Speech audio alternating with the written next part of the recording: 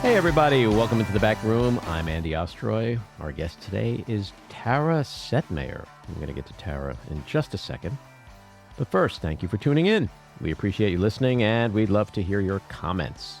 So email us at backroomandy@gmail.com and or post on our social media, and we'll read some feedback next time. And if you like the podcast, please follow or subscribe, and you'll be notified every time we post a new episode. All right, let's get to Tara Setmayer. She is a former CNN political commentator, contributor to ABC News, and former GOP Communications Director on Capitol Hill.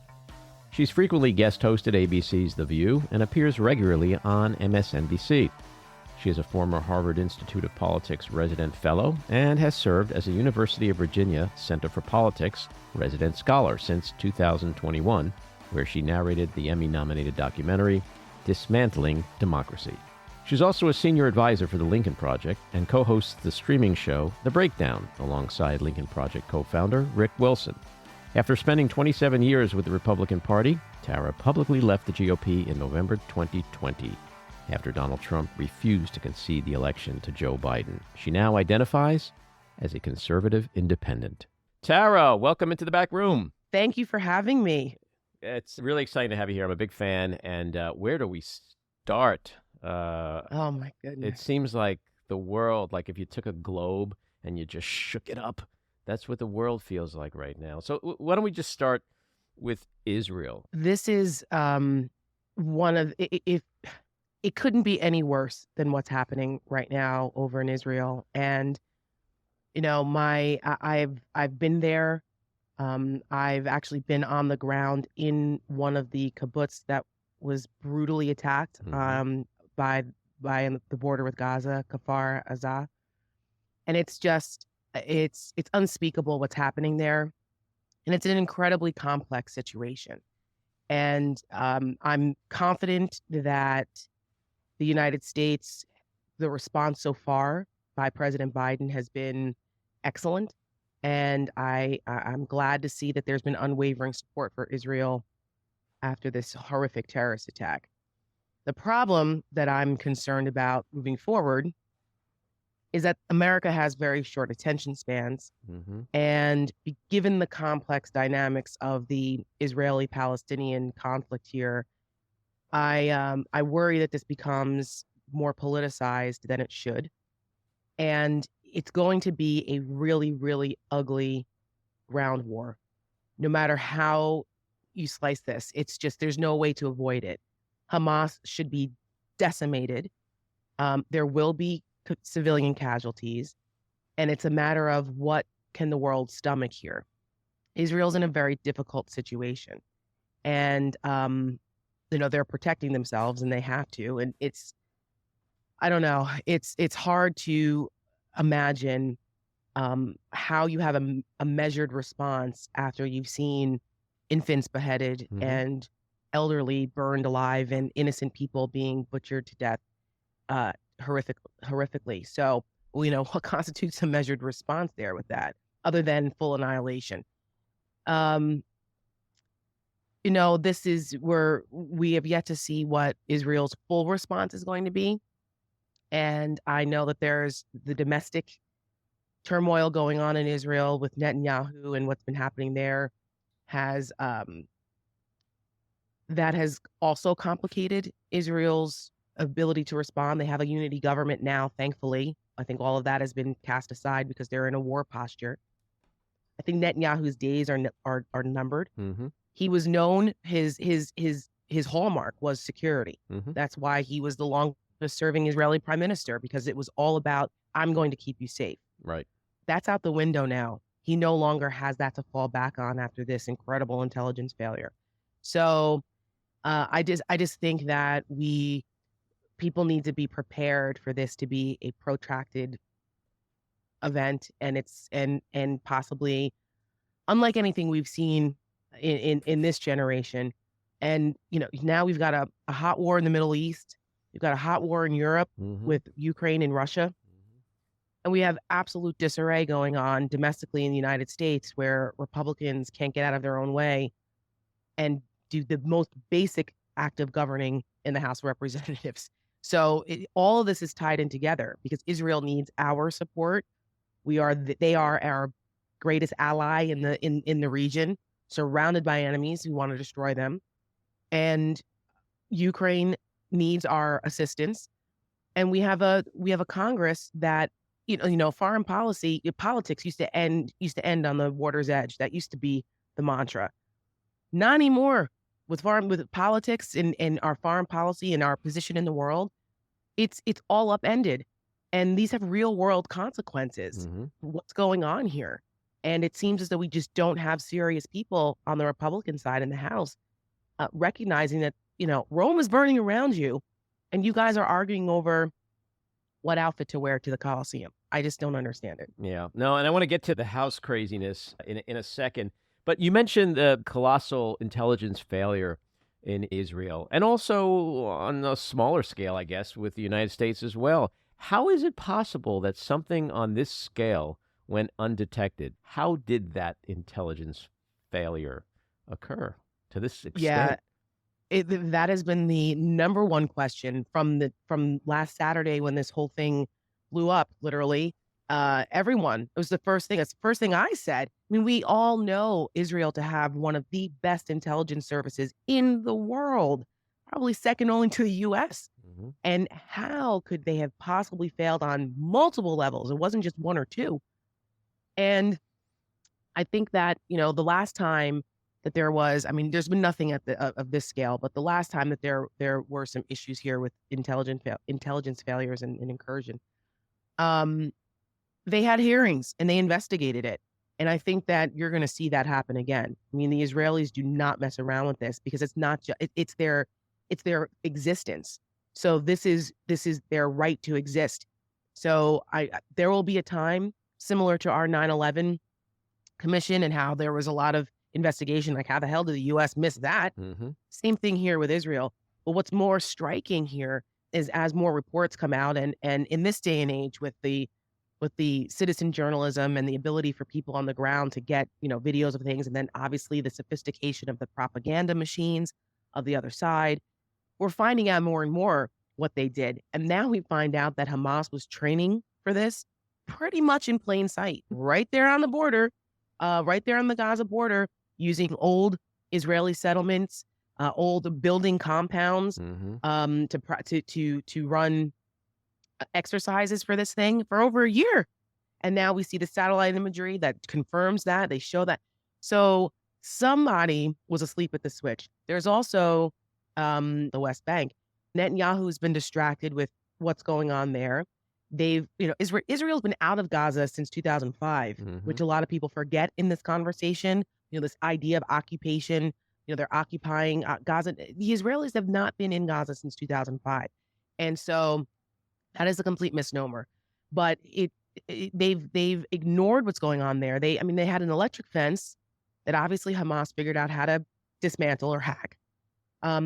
There were reports, I don't know if this has been confirmed yet, that there were some cyber attacks on Israeli systems because they rely on technology. But it goes back to the good old-fashioned human intelligence that you need to have. And the questions are also out there. Has Netanyahu been distracted by what's happening domestically? I was at a conference in Germany a couple weeks ago, and one of the former Israeli prime ministers was there. And he was telling me about how every week they've had these massive protests. Sure. We haven't really been hearing about this in the U.S. because, like I said, we have short attention spans. But after that initial couple 100,000 folks in the streets over the judicial changes that Netanyahu was trying to make, they've continued every weekend protesting. And they don't have a National Guard like we do. It's the IDF that has to handle all of this. So were they distracted with that? And Netanyahu is surrounded by not the greatest cabinet. These are some people, like in the past, he's had a stronger, more competent group around him. This time around, Netanyahu's not the same guy he was, 10 years ago. He's gone really extreme to the other side here. And some of the folks that are around him are more sycophants than they are competent. And I think all of that has shown now in this. And I just pray for the folks of Israel and, the civilians in Palestine that are going to, and the Palestinians, that are going to suffer from it because of this. Well, but you mentioned Hamas is to blame. Yeah. You mentioned Netanyahu and what the future may hold for him. There's so many similarities between him and Trump and the right-wing extremism on both sides and the tough talk, security. I'm the one that's going to keep you safe. The libtards, they can't Right, do it. right. And I think you're I right. alone can fix it. Yeah, and I think you're 100% right that at least as of right now, he's in a heap of trouble.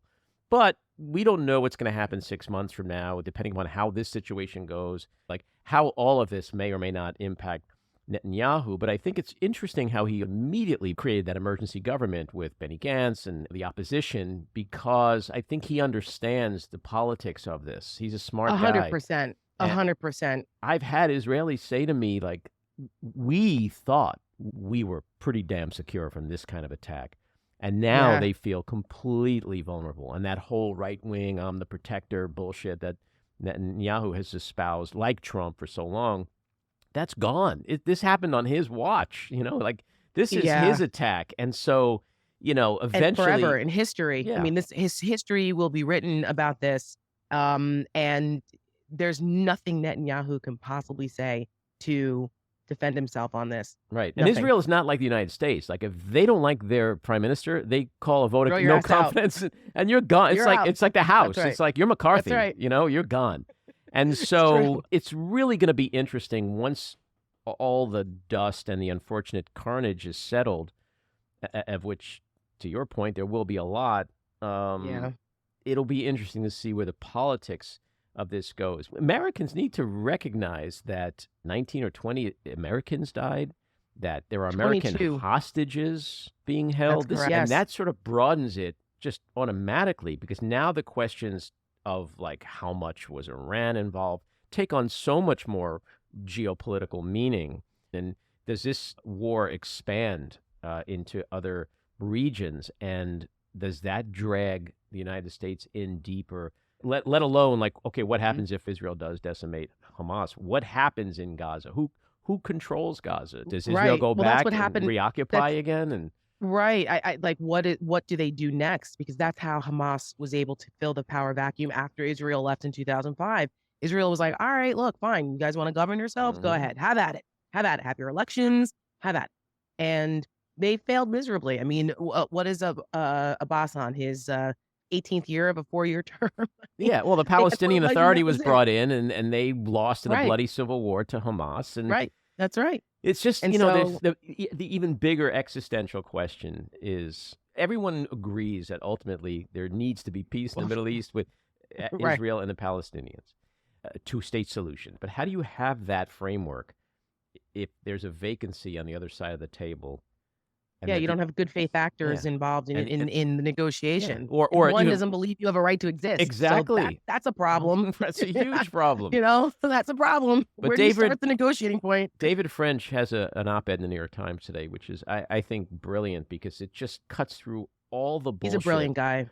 And it talks about the rules of distinction and how Hamas is not a government. It's not a military. It doesn't It's wear a terrorist uniforms. It doesn't organization. drive around in tanks. It doesn't fight as a military. It stockpiles its weapons in civilian buildings. It headquarters Mhm. itself in civilian neighborhoods. It Yeah, uses schools, its own hospitals, people. Right, yeah. exactly. And Mhm. his point is, if all of that gets destroyed, if Hamas is shooting rockets from a hospital and the hospital gets destroyed, it's Hamas's fault. If Hamas Correct. does the same thing from schools, if civilians get killed, then no one wants to see any of that. I don't care what kind of, whether it's a Palestinian baby or an Israeli baby, no child, no innocent civilian deserves to die. But then the question gets asked, if that's where your enemy is choosing to hide and operate and attack you from, what are your choices? This seems to be the Mhm. biggest dilemma right now for Israel. It's the That's right. That's why they haven't gone in yet. Yeah. Correct. Correct. And they know that. They know that. And that's why they've chosen to put their operations in civilian areas, so they can turn around and make Israel look like, that they're the butchers here. Look at them. They're killing children in schools, and they're attacking our sick in hospitals. Oh, but you left out the part that you're launching rockets from there, or Right. that you're using them as human shields. Like, there's two sides here. And Israel's not doing this. They're not acting offensively. They're acting defensively because you attacked them. Yeah. Okay, Israel's not building tunnels to send suicide bombers underneath into Gaza. Mhm. Like, it's crazy. And that's my concern, because when I saw all these, college campuses and some of these, mealy-mouthed, milquetoast statements from some folks about this, and very disappointed in Black Lives Matter putting out the statement that they did, and with the picture of the Hamas terrorist on the the flying into the music festival with the flag. I'm, what are you guys doing? What are you doing? Well, but it's because what you said before, Americans have, not only do Americans have a short attention span, but a lot of them just aren't intellectually curious. This is true. In between, like watching they're very the latest, intellectually lazy. Yeah, they're lazy. And they're, they watch the Kardashians, and then they watch, news or Fox News for like 5 minutes. They see an image and they base their entire opinion on that one image without understanding the complexity, the nuance, the longevity of this problem in that region. This is not a situation where you could say he started it or she started it. This has been going on for a couple thousand years. Yes. And the one question I always ask, like, Jews were massacred in the worst massacre since the Holocaust. I'm a Jew. I have not seen Jews burned alive besides the Holocaust, okay? So what are the choices Israel has? You have people who want to annihilate you. This act of barbarism of last weekend is going to be the exact type of catalyst which creates more death, more occupation, more strife between Israel and Palestinians. So, and that's what Hamas wants, though. That's what they want. That's what Iran wants. Like, they want to draw Israel in so that they can look like the bad guys, and then have folks rally against Israel.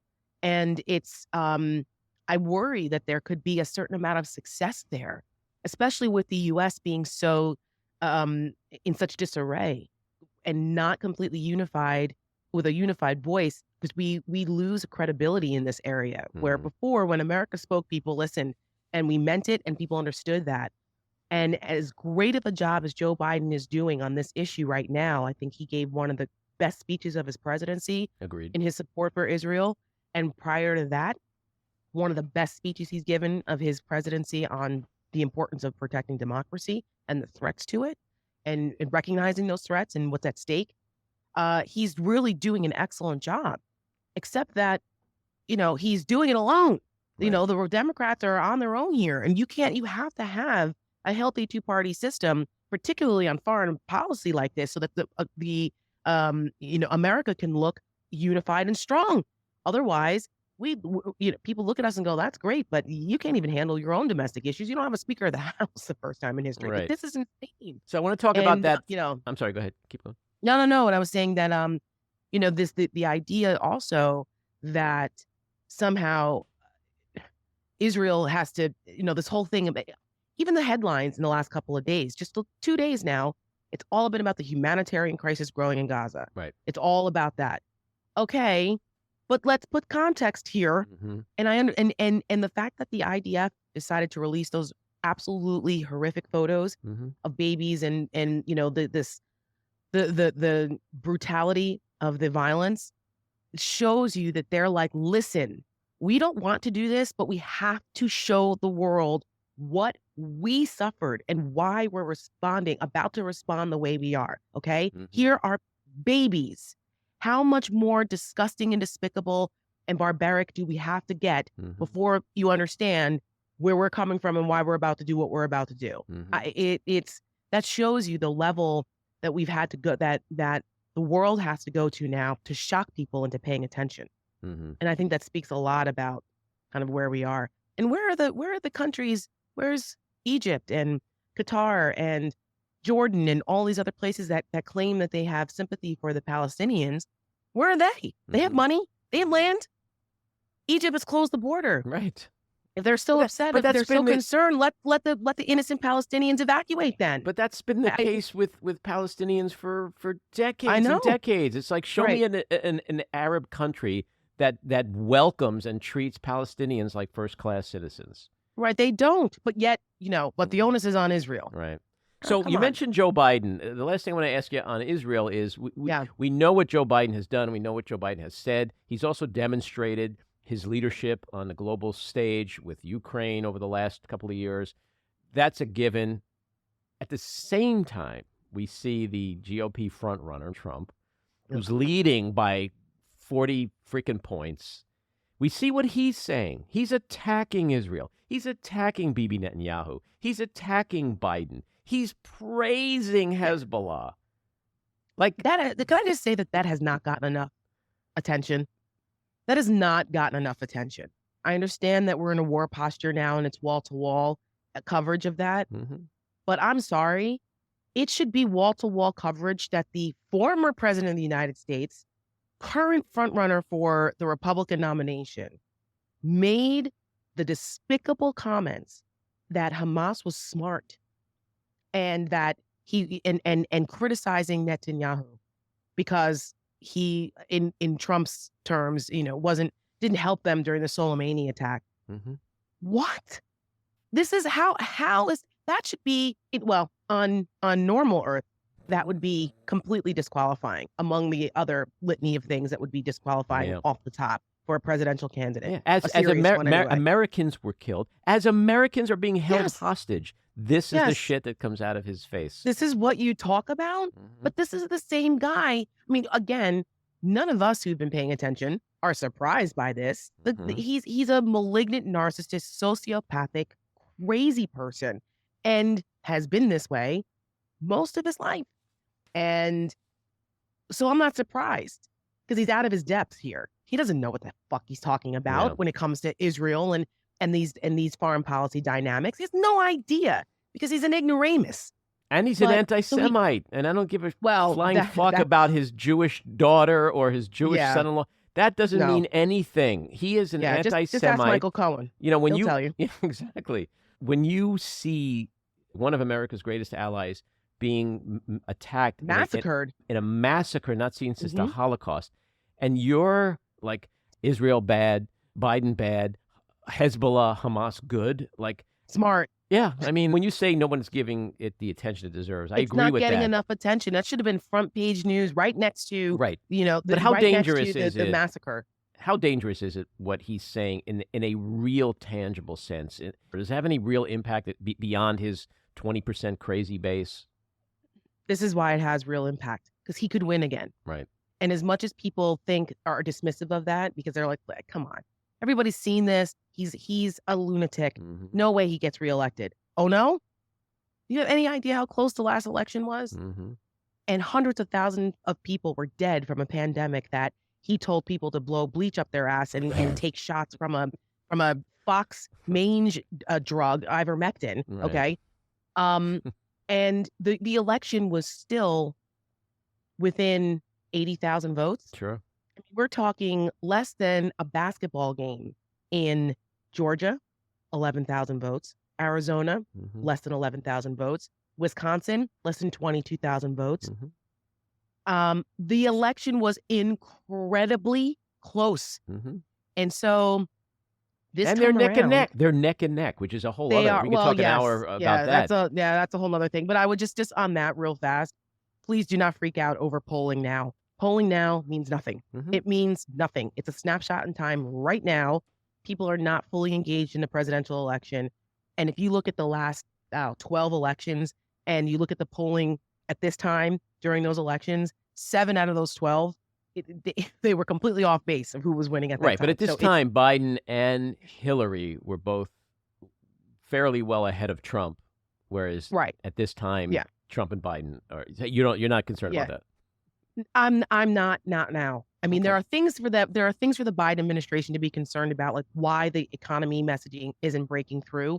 I think they have to be more aggressive, and they have to be more aggressive on what's at stake. They have to explain to the American people what is at stake.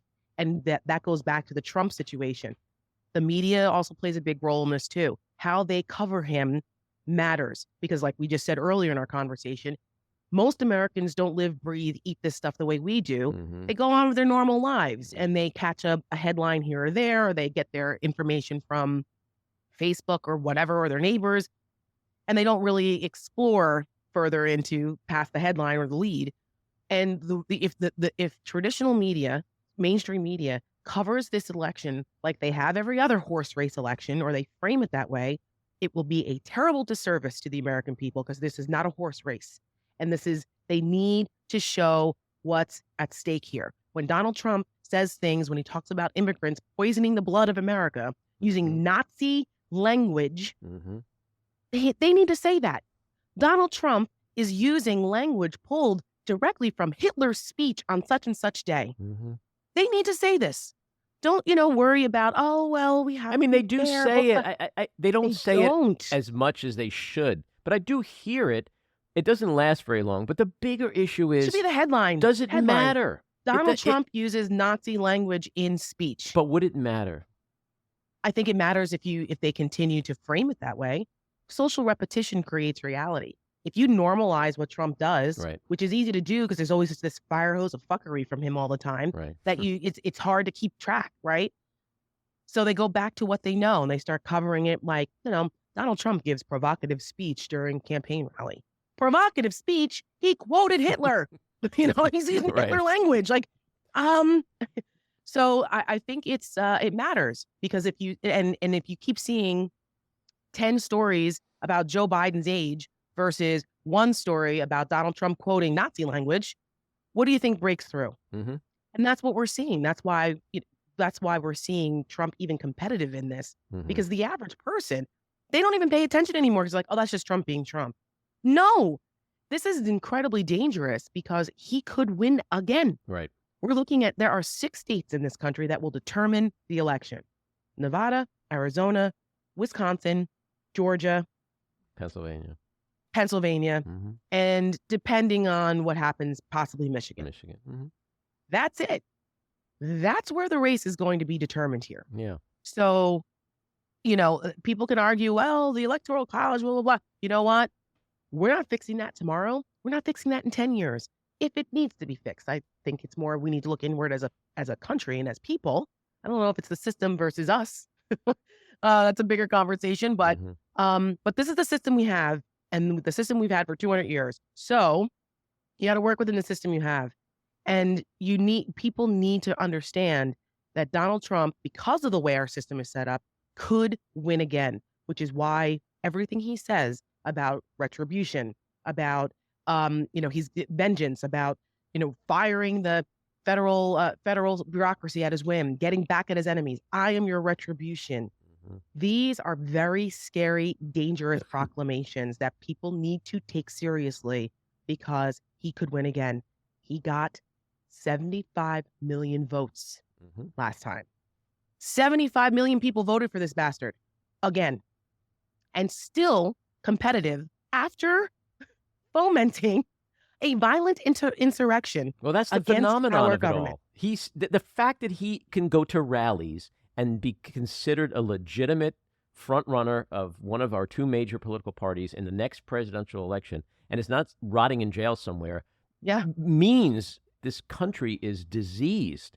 And my question to you before was more rhetorical, because I kind of agree with you in that the more the media drums this shit into people's heads, it's never going to change the crazies. But it's that they're lost. 10, 20% in the middle. If we just 5% of those people, if they decide this time I'm voting for Biden. That's who the Lincoln Project targets, right? We target those folks in the middle. Exactly. In 2020, we stole a term from Steve Bannon. We call it the Bannon line, because he's the one who said, look, if 4 to 7% of Republicans vote, either stay home or vote for Joe Biden, Donald Trump loses. So we said, hold our beer. Yeah. And that's who we targeted in 2020, those gettable voters, to say, guys, okay, this ain't about tax cuts anymore. This is not about that. This is about our democracy. And do you want someone like this in power again? Did you see what happened the last 4 years? Do you see people dying from COVID because of the incompetence of this guy? Like, what are you people doing? Giving them a permission structure to cross over or stay home. And obviously it worked. We've perfected that a little bit more with our targeting going into 2022, because we had the data from 2020, what worked, what didn't, what people responded to, what they didn't. And in 2022, in the midterms, we targeted that. Those are our messages from, the Lincoln Project ads and the things that we do. And it was successful, particularly in the secretaries of state races across the country, where you had these MAGA election deniers running to be secretary of state. And a lot of people I couldn't name my Secretary of State a couple of years ago. You kind of take those things for granted. And I'm, I live this every day. But we got people to pay attention to this because you're looking at a fundamental right here. Now we're talking about attacks on voting, something that people took for granted. Well, you need to know who your Secretary of State is because they administer your elections. And do you want your vote stolen? Did you see what they tried to do after 2020? People went, holy shit, no. We're going to go out there and vote.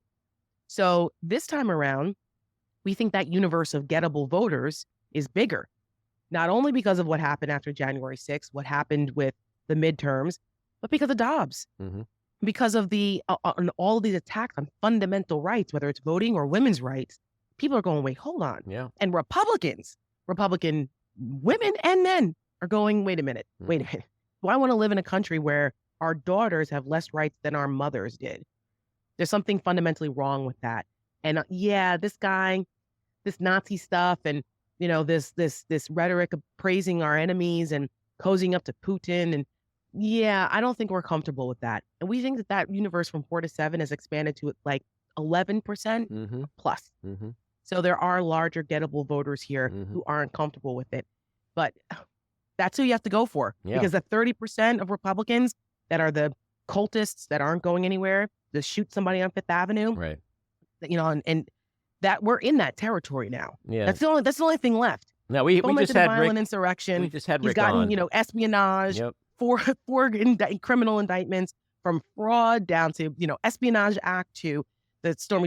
All of these things doesn't matter. His Trump's approval goes up because people have internalized this as they're attacking me. And he says that. When they attack me, they are attacking you. Right. I'm your proxy. And it's been successful for these lost grievance monger people in this country who seem to believe that bullshit. Yeah, we just had Rick on. He went into detail with all that data and the independent voters. Yeah, and it's that's funny. Because that's really all it boils down to. Forget the base. Yes. The base is 18 different parts. The part of his base that is attainable is what we need. Before we move on to the House, I do want to ask you one question. I agree with you that, quote unquote, Trump can win again. Okay. It would be foolish. I always remember the Chris Rock, Dave Chappelle skit on Saturday Night Live after Trump won, when they're standing behind a living room watching all the white people, like counting DeKalb County. Like, no, we could still pull this out. Like the denialism, like we don't want to deny again. That man could win again. But my question to you, you're a very smart political operative. You've been around. Knowing the data, knowing that how Biden won before insurrection, before indictments, before so much of the craziness we've seen in the last 2 years. Like, how does Trump get more voters than he got last time? So how likely is it, in the real sense, that Trump could win again? So it's not a matter of Trump getting more votes. It's a matter of Biden getting less. And so it's a form of voter suppression. It's enthusiasm. How enthusiastic are people to vote for Biden versus how enthusiastic are the people to vote for Trump? The enthusiasm gap is the issue because enthusiasm is indicative of likelihood to vote. So that's the problem. I mean, people don't realize Trump, I'll give you an example, in Pennsylvania, in Philadelphia, in 2020, after everything that Trump said during his presidency, he gained 20% more of the black vote in Philadelphia in 2020. He got a larger portion of the black vote in 2020 than he did in 2016. People forget this. And so there was something attractive. Was it attractive? Were they attracted to Trump? Or were they pissed off at Democrats for taking certain demographics for granted, feeling unheard? So we cannot take for granted the emotional response to certain things versus logic when it comes to voting. That's what concerns me. It's the lack of enthusiasm. The Gen Z came through in 2022. Why? Because things that impacted their lives directly, like the overturning of Roe v. Wade, were right in front of them. They went, oh, hell no. It wasn't about Biden or Democrats. It was about something personal for them that motivated them to go to the polls in ways that we haven't seen before. So that's the challenge for Democrats in 2024. That's what we worry about. That's why we're like, we're not being alarmist here, but this could be the last time we see a democratically elected president in this country if Donald Trump wins. So get off your asses, okay, and go and vote for the Democrats. I don't care if you didn't get your student loan forgiven. I don't give a shit if you feel like we haven't, gotten more, defunded the police in Seattle, okay? Fuck all that. None of that matters. It does not matter if the democracy goes under. Exactly. You won't have this opportunity to go out and protest anymore. You didn't like what happened during the George Floyd protests in 2020 when Trump sent in turned our federal law enforcement into the Gestapo and crushed those peaceful protesters. You didn't like that? Well, that's just a taste of what would happen if he's elected again. There will be no freedom to protest or to gather because he's going to run this like a fascist. So until you guys get this through your heads, you think you want to throw a temper tantrum and stay home because your student loans weren't forgiven? Cut the shit. And that's kind of how the plain talk that we need to have here with some of these, some of the Democrats on the other side that are complaining about Biden's too old and we're billionaires and millionaires and are still getting tax cuts. It doesn't matter. None of that matters. It doesn't matter. Stop. Do you see what's happening around you? What makes people have their heads shoved up their own asses? Why do we not see 75, 80% turnout in the Democratic Party in elections? Our democracy is teetering. We have this orange Jesus threat, of getting back in the way. And yet it's 55 to 60%. What else do they need? When you get fat and happy, right? You don't see the threat. You don't see the threat to you. That's why fear works. Right. That's why you see if you ever turn on Fox News or, God forbid, or Newsmax, I encourage people to watch. Listen to some of these radio shows, some of those podcasts. Just watch for 5 minutes and see what the headlines are, what they are indoctrinating people with. It's constant fear. Fear, fear, fear. Fear of the immigrants coming across the border. Fear of crime in your neighborhood. Fear of, you're going to lose your job. Or it's fear. And people go, oh my God, oh my God. So what do you do when you have fear? It's fight or flight, right? Now you're in a posture where like, oh, no. They're coming for my family. They're coming for my job. They're coming for my neighborhood. They're coming for our housing. They're coming for our college admissions. They're coming. We've got to stop this. I'm going to save the country. We have to save the country. Look, listen to the language they use. It's to instill fear because fear is a hell of a motivator. So it's dishonest. Some things are legit. We have the border is screwed up. We need to fix it.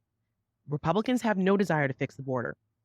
I worked on immigration when I worked in Capitol Hill for 7 years. I was a communications director, but I also had a legislative portfolio. Federal law enforcement and immigration, border security, immigration were part of that. And I got a firsthand look and I saw where the solutions could happen. And I also saw where Republicans made conscious decisions not to fix it because they like it being a wedge issue. They like it being a cudgel. They saw that when everything else goes to hell, most people, they fall asleep when they talk about entitlement programs and, Social Security is going to go, bust in 25 years. And they're like, what gets people motivated? Oh, yeah.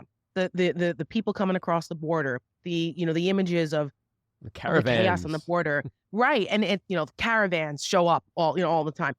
And it's like, you're exploiting these people and you're exploiting their hardship and why they're coming here for your political gain. And it's disgusting. These are real human lives. These are families. Do I think that we need to be tougher on the border and fix it? Of course I do. For everybody's sake. It's not fair to the migrants coming here. It's not fair to the border cities and counties and states that have to deal with it. It's not fair to the American taxpayer to have to pay for all of this. It's a mess. But how come we haven't passed comprehensive immigration reform for 35 years? Because I don't know about neither side, but Republicans really don't want to fix it. They could have. They controlled Congress. They controlled the House, the Senate, and the White House. If it was such a problem, why the hell didn't they fix it when Donald Trump, Mr. I'm tough on the border, right? That was the perfect time if they wanted to fix it. To your point, they need the scary, they want to keep the scary black and brown people. That's exactly right. As Chris Cuomo used to say, the brown menace, right? Yeah.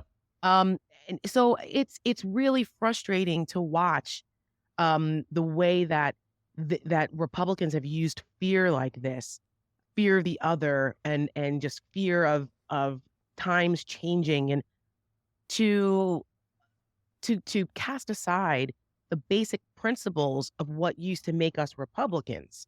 I was in the party for 27 years and Yep. finally walked away after 2020. I never supported Trump. I was always a vocal never Trumper from the very beginning.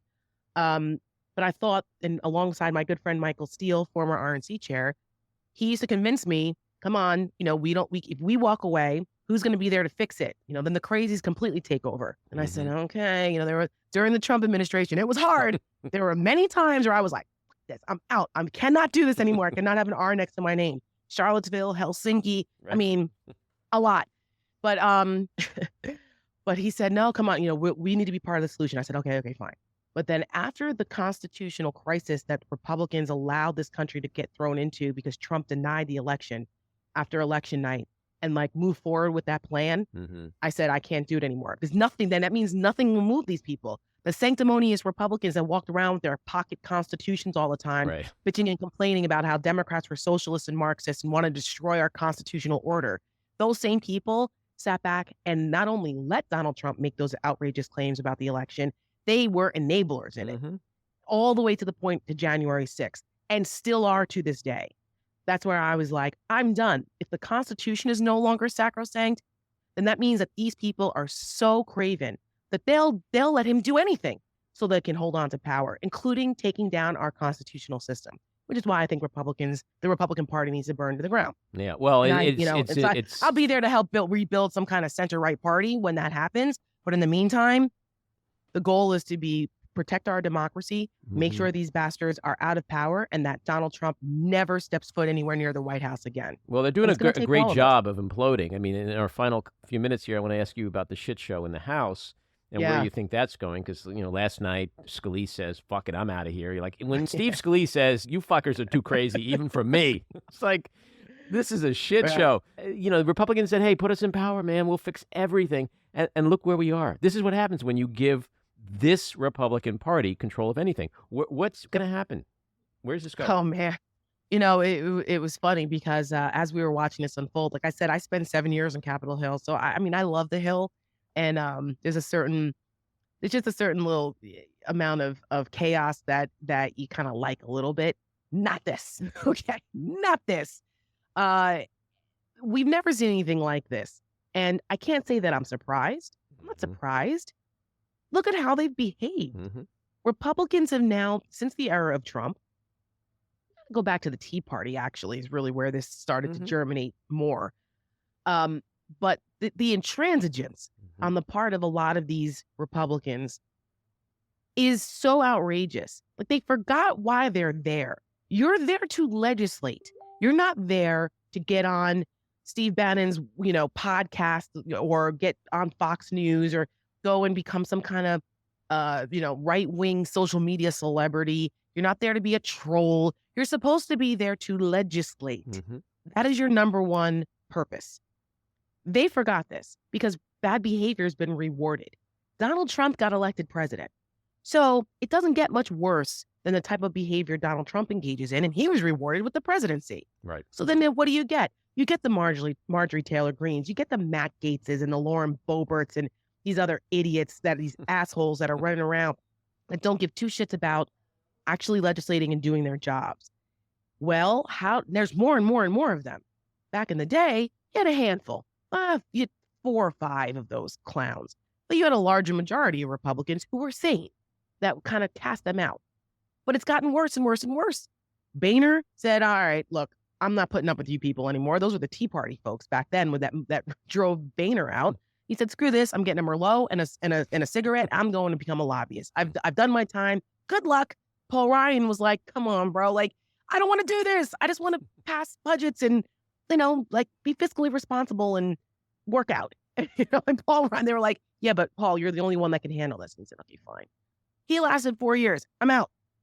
I'm not putting up with this shit. Then now you're getting down to the bottom of the barrel. Kevin McCarthy, who, in my opinion, never should have been speaker in the first place because he was a complete coward.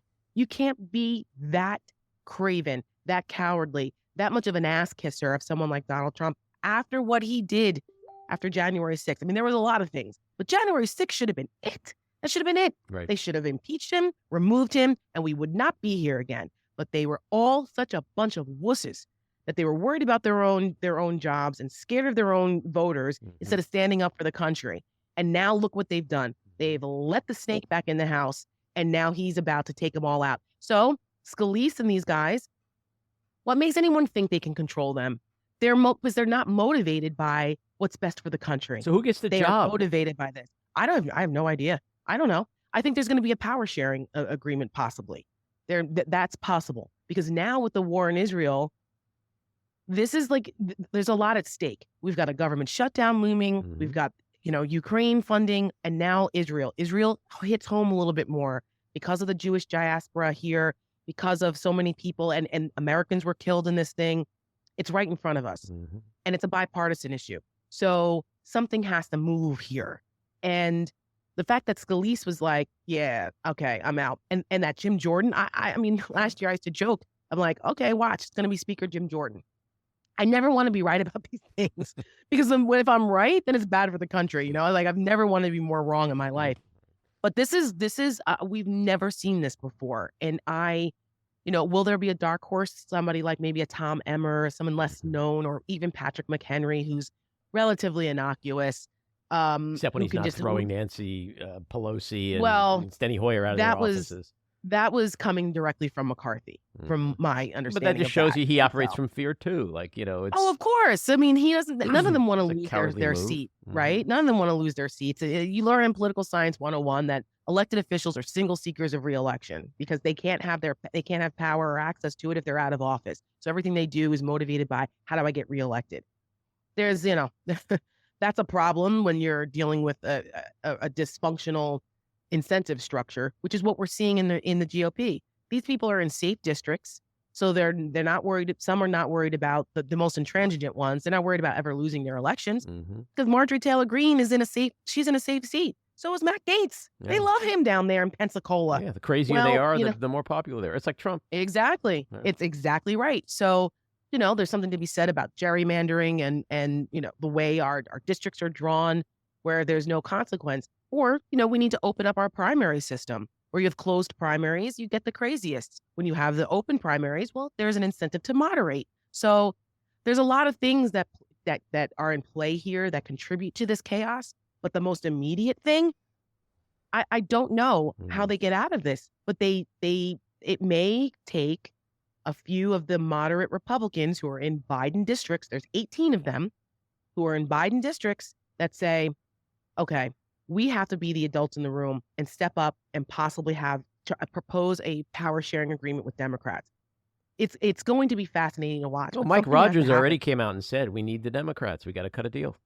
So I don't know if that means Speaker Jeffries. That seems like a fantasy, but something in between somewhere. They may find a consensus candidate that pretty much does, that promises not to pursue the Hunter Biden bullshit or, backs off those things just to keep the House functioning for the next year because it has to. The government is paralyzed without a functioning House. They have to have a speaker because then you start to have real life impacts. Yeah. So, well, it'll be fascinating. It is, and this isn't a reason for people to see that Republicans don't deserve to be in power. I don't know what is. I don't know what it's going to take. Yeah. Well, Tara, I love this conversation. I do hope you'll come back. There's so much I wanted to talk to you about, but thanks for your insights, and look forward to the next conversation. Thank you so much, Andy. It's been a pleasure. Take care. Bye. This episode of The Back Room was edited and produced by me, Andy Ostroy. It was co-edited and co-produced by Maddie Rosenberg and co-produced by Jen Hammoud. Our theme song was composed by Andrew Hollander, and our logo was designed by Cricket Langell. And special thanks to Patricia Wind. Please take a moment to rate and review the podcast, and also follow or subscribe. Until next time, keep your eyes on Washington, Hollywood, and your own backyards, and have a great week.